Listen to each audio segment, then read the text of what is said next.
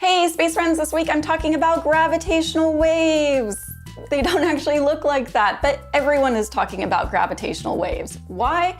Well, in part due to the fact that 100 years ago, Albert Einstein gifted humanity a massive Where's Waldo book in his theory of general relativity, and we just found Waldo. Gravitational waves are waves in space-time, by which I mean the universe and everything here around me. And they emanate out from massive objects and dramas in the universe like ripples across a pond. Not dramas like telenovelas, but more like dramas like colliding black holes. When a gravitational wave passes through us, our shape changes. We might get stretched out by a very, very tiny amount for a short period of time. We're literally experiencing a physical change by the fact that a cosmic drama took place millions to billions of years ago and is just now reaching us at the speed of light. So how did we finally directly detect gravitational waves, aka Waldo in Einstein's Where's Waldo book? Well, it sounds complicated at first, but it's actually not. We're detecting them through an observatory called LIGO, the Laser Interferometer Gravitational Wave Observatory, which admittedly is a mouthful to say. LIGO consists of approximately 1,000 scientists and 2 physical sites, one in Washington State and one in Louisiana.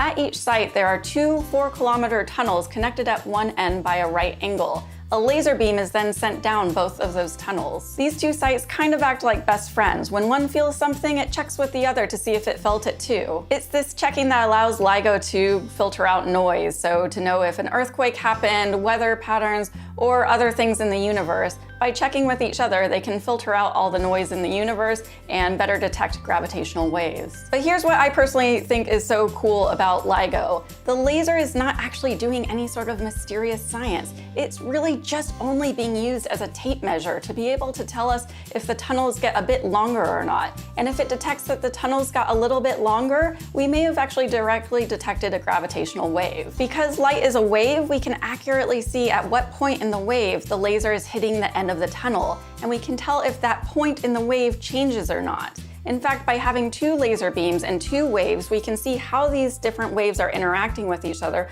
either overlapping perfectly or not, and actually be able to tell if the length of the tunnel changed that way. This is more or less how an interferometer works. An easy way to think about it is that it's really just analyzing interference, specifically interference between 2 laser beams in this case. So when a gravitational wave from 2 colliding black holes 1.3 billion years ago hits us like it did in 2015, we need to be able to determine if these tunnels got longer by perhaps only 1/10,000th of the diameter of a proton, an incredibly small amount. And that's exactly why lasers are essentially just kind of badass measuring tape. So why I get so excited about gravitational waves is because for the first time we're able to really feel and sense the universe in a whole different way. We've often found stuff in the universe mostly through the electromagnetic spectrum, things like radio, visible light, UV, gamma rays, a bunch of stuff you've heard of. Those are all photons reaching us. Now, through gravitational waves, we don't have to rely on photons or light. We can actually kind of just wait and feel for a wave to come hit us from objects that would otherwise be invisible to us in the universe. With gravitational waves, we can discover things like black holes that don't emit photons, or we can discover things like neutron stars colliding for the very first time, like we just did.